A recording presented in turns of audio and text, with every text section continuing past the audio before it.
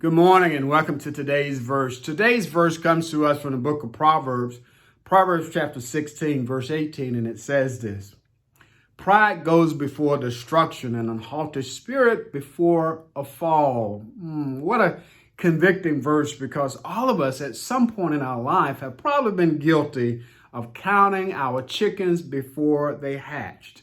I'm reminded of a story of a young programmer who thought he was the very best at his position, better than anybody else, even better than his boss, so much so that he decided that he's going to reward himself.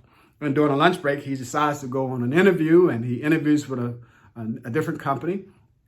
And during the process of the interview, at the conclusion of it, really, that the interviewer looks at him and says, "You know, you're the best at this. You're the very best I've ever seen. And listen, we haven't made a decision yet, but tomorrow we'll let you know the outcome of this process." He takes that as a guarantee that he has the position, because he thinks to himself, nobody's better than me. He goes back to his job, his company. He tells his boss, take this job, and and so he quits his job. He goes home, calls his friends up, and they celebrate his newfound wealth, and he's all happy and all of that. But the next day comes and he receives a call that he's been anticipating, but it doesn't go the way that he thought it was going to go.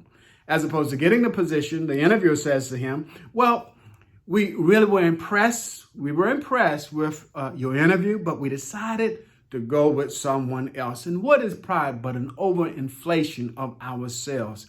And, the Bible repeatedly speaks against the problem, the sin of pride. And has it been the original sin? How the Lord, it is distasteful in the eyes of God. For he who exalts himself shall be humble.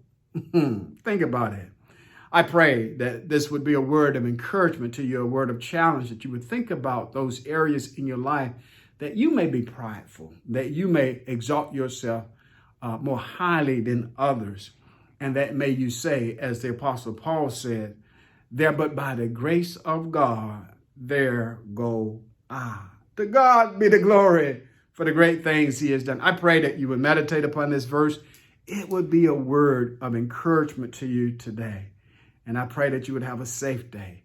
And then tune in again tomorrow. Yes, as we consider today's verse. Amen.